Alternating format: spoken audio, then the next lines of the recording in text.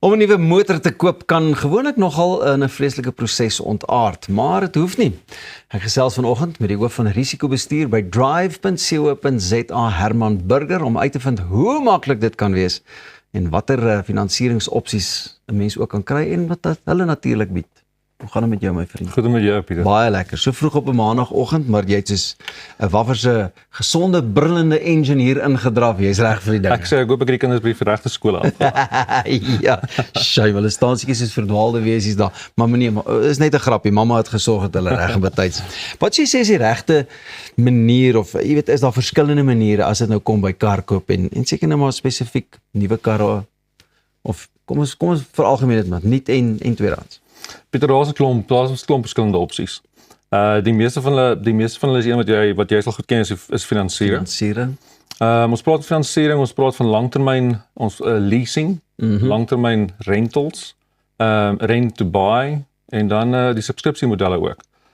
So daar's 'n hele paar modelle daar buite. Maar ek moet vir jou sê nee, dit is nogal lekker om te sien hoe die ding ook gegroei het, want ek meen toe ek maar 'n jong knaap was en so met jou eerste kar, jy kon hom of jy moes hom maar kontant koop of finansier. Daar was nie al hierdie ander opsies vir dit nou soveel makliker maak. Nee, daar was nie al ander alternatiewe nie. En ek dink ons leefstyle en hoe die wêreld verander in die afgelope paar jaar het ons 'n goeie indikasie gegee van daar's nodig vir alternatiewe oplossings. Mense sal baie hieroor ook debatteer en goeters, maar hoe groot bate is 'n voertuig? Is dit enigstens 'n bate of is dit nou maar net 'n ouetjie wat jy mag geniet vir 'n paar jaar en dan is dit aanbeweeg na die volgende? So die punt wat jy daar gemaak het is geniet om vir 'n paar jaar en aangaan na die volgende. Nou die vraag wat ek eintlik jou wil vra is, hoeveel van daai natisse, van daai voertuie wat jy al gekoop het of gefinansier het jy regtig in jou hand gehad? Na die tyd. Ja. En ek dink dit is waar dit vir ons gaan is om te sê ons sit met 'n klomp voertuie by wat gefinansier is, maar nie werklike bate is nie. Jy sit met 'n bate wat deprisieer. Ja. Onderhoudkoste en obviously maandelikse koste ook. Tot gevolg het. So baie van daai voertuie is regtig 'n bate. Hy's 'n depresierende bate. Maar hy's meer 'n uitgawe. Tensy hy vir jou inkomste genereer en jou besigheid vergroot en jou besigheid verbeter. Hoorie, is daar finansieringsopsies of metodes van finansiering?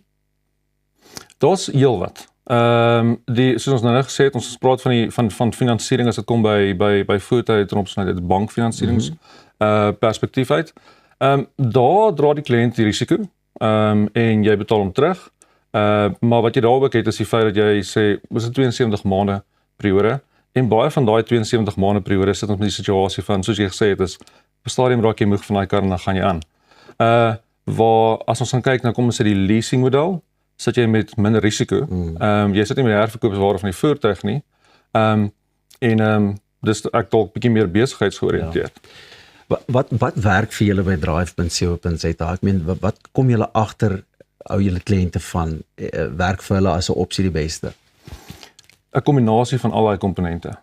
Uit 'n tradisionele finansieringsmetode het ons gesien dis nie vir almal nie.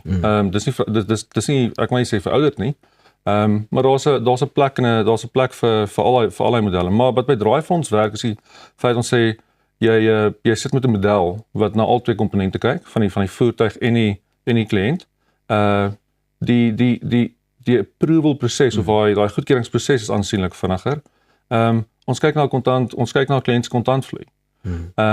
En gekombineer saam met dit kyk ons ook na 'n kombinasie van hoe die bank na dit sou gekyk het. So daar's 'n hele paar elemente wat ons in Drive saamvat, is om te sê en die lekker ding van Drive is saam met al die komponente en die vinniger goedkeuringsproses sit ons in 'n situasie dat dit alles inclusive is of inklusief is. So jy maak dit eintlik baie makliker. Ek dink baie mense ervaar nogal baie druk wanneer dit kom by karkoop of so, juis omdat hulle weet jy word met 'n arendsoog dopgehou, maar julle maak dit maklik en vat dit net, happie vir happie, maar uiteindelik sal die hele tert. Kyk, vir ons gaan dit oor die mobiliteitsoplossing. Vir ons gaan dit nie oor die verkoop van die kar nie. Vir ons gaan dit oor hoe kry ons daai kliënt weer in 'n posisie of hoe kry ons die kar in 'n goeie posisie.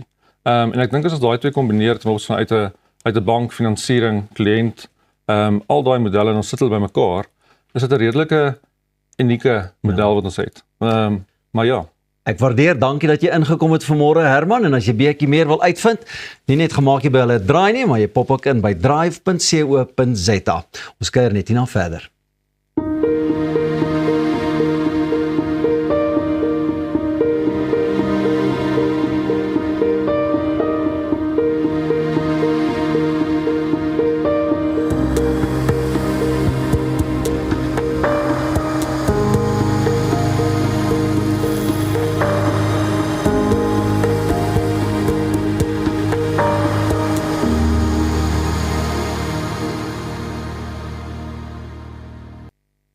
Ons fokus nou vir 'n oomblik so 'n bietjie op 'n omstrede onderwerp, versoetmiddels. Ons hoor gereeld van vrese oor die impak wat dit op ons liggame kan hê. Nou Suid-Afrikaners is veral baie verward oor die kwessie, terwyl dit 'n mens laat wonder wat nou eintlik die gesonder keuse tussen suiker en versoetmiddels is. Gelukkig is die dieetkundige Shani Legrandsie vanoggend weer terug by ons om haar kennis met ons te deel. Baie welkom. Dankie Elsa. Goed Shani, wat sê jy sê is die mees algemene wanpersepsie wanneer suiker en versoetmiddels ter sprake is? Ek sal sê die grootste wanpersepsie is dat een gesonder of die ongesonder opsie is. Ja. Dit hang natuurlik af van of albei kan 'n impak of 'n plek in 'n gesonde dieet hê. Dit hang af van konteks, die persoon se huidige gesondheidstoestand, asook die hoeveelheid wat geneem word van elk. En ons hoor gereeld van vrese met betrekking tot kanker wanneer mense ook hieroor gesels. Dit was so lank 'n baie kontroversiële onderwerp, die gedagte dat jou versoetmiddels of jou artificial sweeteners kanker kan of risiko vir kanker kan verhoog. Dit is 'n bietjie oordrewe sou ek sê met die navorsing wat gedoen is. As ek dit kan so verduidelik, dit gaan oor hoeveelheid. Byvoorbeeld om 20 blikkies Coke Zero 'n dag te drink, sal jou risiko verhoog vir kanker, en ek het nog nie een persoon al ontmoet wat so baie versoetmiddels in 'n dag sal neem nie. So die navorsing of die gesondheidsowerhede het baie goed navorsing gedoen rondom sekere versoeters, en dit is eintlik veilig vir gebruik in die regte hoeveelhede. Goed, so kan jy dalk vir ons verduidelik watter uitwerking dit op ons liggame kan hê, veral wat jy weet iets soos byvoorbeeld ons organe, ons eetlus en ons metabolisme betref. Natuurlik, so suiker natuurlik sal 'n sugar spike veroorsaak, Ja. wat gevaarlik kan wees om jou risiko vir insulienweerstandigheid te verhoog, as ook diabetes, maar jou artificial sweeteners het nie 'n impak om jou suiker in die kort termyn te verhoog nie. Dit word nie gemetaboliseer in die spysverteringsstelsel nie, maar in die langtermyn kan dit wel 'n negatiewe impak hê op suikerbeheer. So ek sê gewoonlik vir my kliënte, dit is oukei in die kort termyn, afhangend van jou doel vir suikerbeheer, dalk selfs 'n bietjie gewigsverlies, maar in die langtermyn wil ons ander gesonde habits ontwikkel om jou suiker beter te beheer en gewig onder beheer te kry. Goed, so vanuit 'n dieetkundige se perspektief, is daar dan 'n gesonder opsie tussen die twee? Baie moeilik om te sê. Dit gaan maar oor jou gesondheidstoestand op die huidige oomblik en die hoeveelheid wat geneem word. So as suiker in matigheid geneem word, selfs met versoeters in matigheid geneem word, sien ek nie 'n probleem om enige van die twee te neem nie, maar die hoof fokus moet nog steeds wees op whole foods, so kos wat hoog is in vesel, jou nutriënte, as ook jou proteïene. En ek dink dit is waarom dit so belangrik is om 'n dieetkundige te raadpleeg. Kan 'n mens die risiko van diabetes verminder wanneer 'n mens suiker met versoetmiddels vervang? In die kort termyn ja. So beslis sal ek vir 'n diabetes voorstel, gaan die suikervry roete as dit vir jou moeilik is om heeltemal suiker uit te sny. As jou Coke Zero, jou Slimzy, Brooks Local, maar in die langtermyn die studies het bewys dat daai versoeters in kontak kom met jou darmmikrobiota. So dis al jou lewendige organismes in jou gut. Nou, as daar 'n wanbalans is met daai mikrobiota, dan kan dit 'n invloed hê op jou suikerbeheer.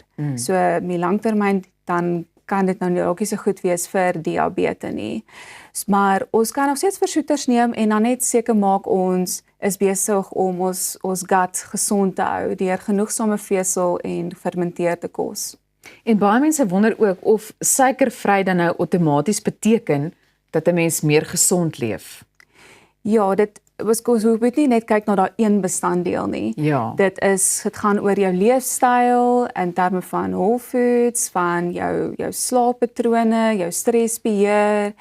So as 'n produk sê dit is suikervry, beteken nie noodwendig dit is gesond nie. Dit kan nog steeds jou verfynde koolhidrate bevat. Dit kan ongesonde vette bevat, as ook laag in nutriënte wees. Goed, Shani, ons het 'n paar sekondes oor, maar ek wil graag vra, wat sal jy uitsonder wanneer 'n mens fokus op natuurlike suiker, oftewel vrugte? Die vrugte daarin bevat dit vesel, so dan sien ons daai suiker word baie stadiger verteer. So ek wil mense aanraai om eerder maar te beweeg na jou natuurlike versoeters wat in vrugte en in heuning is. Maar natuurlik as jy 5 vrugte of 10 vrugte 'n dag gaan neem, gaan dit ook jou suiker beïnvloed naderhand en ook jou gewigsprobleme gee. So alles in matigheid. En dit klink vir my asof daai gesonde eetplan ook dan nou baie belangrik is, soek 'n gevolgtrekking wat ek maak vanuit hierdie gesprek. Shani, baie dankie dat jy met ons kom gesels het. Baie dankie, Elsa. Goed, dis tyd om fees te vier. Net hierna vind ons meer uit oor die Randfontein Goue Fees. Onthou om ingeskakel te bly hier by Goeiemôre. Good morning.